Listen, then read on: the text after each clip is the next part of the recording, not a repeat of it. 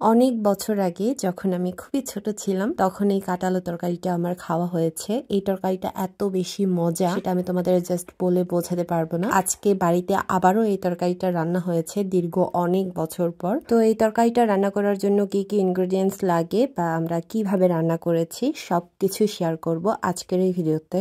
Basically এই কাঁঠালগুলো আমরা সেদ্ধ খেয়ে থাকি। তারপর এই যে পাতাগুলো তোমরা দেখতে পাচ্ছ, এই কচি পাতাগুলো কিন্তু আমরা সেদ্ধ করে খাই মরিচ এর সাথে। তারপরে পাতাগুলোকে প্রেসারের ওষুধও বলা হয়। কারোর যখন প্রেসার অনেক হাই থাকে তখন প্রেসার কমানোর জন্য এই পাতাগুলো প্রেসারের রোগীকে ওষুধ হিসেবে খাওয়ানো হয়। আমাদের চাকমা ভাষায় আমরা এই আলুগুলোকে বলি সেমে আলু, আবার অনেকেই শিমুল আলু, কাটালুও বলে থাকে। আমি মনে করি এই আলুগুলো শুধুমাত্র আমাদের পাহাড়ি অঞ্চলেই বেশি পাওয়া যায় আর এখানেই বেশি আলুগুলোর চাষ করা হয়। যদিও আমি শিওর ভাবে বলতে পারবো না যে আমাদের পার্বত্য চট্টগ্রামের বাইরে, পাহাড়ি অঞ্চলের বাইরে এই আলুগুলো আসলেই পাওয়া যায় কিনা, এটা জাস্ট আমার একটা মনের কথা। যদিও এই আলুগুলো সবাই সেদ্ধ খেতে পছন্দ করে আর সেদ্ধই খেয়ে থাকে, আমি কিন্তু সেদ্ধ তেমন একটা খাই না। যদি খাই আলুগুলোকে অবশ্যই নরম হতে হবে। অনেক সময় দেখা যায় আলুগুলো শক্ত করেই মিলিয়ে যায়, সেদ্ধ হয়ে যায়, তো আমি সেটা পছন্দ করি না। প্রথমেই আলুগুলোর বাকলগুলা ছাড়িয়ে নিতে হবে আর কিভাবে ছাড়াতে হবে তোমরা এই ভিডিওটা দেখার পরে বুঝতে পারবে। তো সবগুলো আলুর বাকল যখন ছাড়ানো হয়ে যাবে তখন আমরা আলুগুলো গোটা রেখেই পানি দিয়ে পরিষ্কার করে ধুয়ে নিব।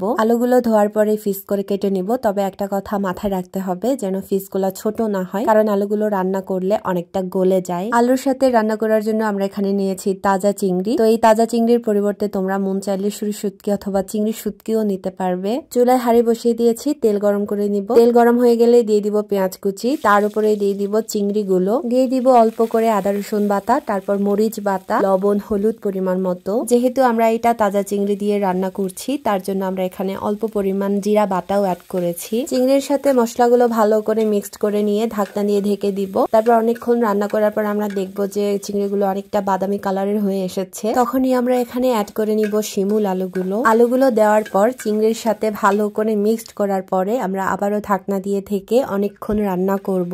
যখন আমরা এই তরকারিটা রান্না করছিলাম তখন এই তরকারি থেকে কি পরিমাণ যে একটা সুন্দর ঘ্রাণ বেরোচ্ছিল সেটা আসলে বলে বোঝানো সম্ভব নয়। আর শুধু ভালো স্মেল বেরোচ্ছিল সেটা না, এই তরকারিটা এত বেশি মজা খেতে সেটা তোমরা না খেলে বুঝতে পারবে না। তাই এখনো যারা এই তরকারিটা খাও নাই, আমি বলবো এই রেসিপিটা ফলো করে অবশ্যই ট্রাই করে দেখবে একবার হলেও, না হলে কিন্তু দুনিয়ার সব চাইতে মজার খাবারটা তোমরা মিস করে যাবে। চিংড়ির সাথে আলুটা অনেকক্ষণ কষানোর পরে আমরা এখানে অ্যাড করে নিয়েছি পরিমাণ মতো পানি। তো এখানে যে যত পরিমাণ ঝোল খেতে পছন্দ করে সে তত পরিমাণই পানি অ্যাড করবে। আমরা খুব একটা বেশি অ্যাড করি নাই। ঝোলটা খুবই ঘন হয়েছে আর খেতে তো খুবই দারুণ। তারপর কালারটাও খুবই সুন্দর হয়েছে, তোমরা দেখতে পাচ্ছ। সো তোমাদের কেমন লেগেছে অবশ্যই কমেন্ট করে জানাবে। আর যদি ভালো লাগে তাহলে অবশ্যই লাইক, কমেন্ট, শেয়ার করে দিবে। অ্যান্ড আমার ভয়েসটা শুনেই হয়তো তোমরা বুঝতে পারছো যে আমার সর্দি হয়েছে, তো আমার জন্য প্রে করবে আমি যেন তাড়াতাড়ি সুস্থ হয়ে উঠি। আজকের ভিডিও এখানেই শেষ করছি। দেখা হবে নতুন আরেকটি ভিডিওতে নতুন কোনো রেসিপি নিয়ে। সে পর্যন্ত সবাই ভালো থেকো, সুস্থ থেকো। Tata, bye bye.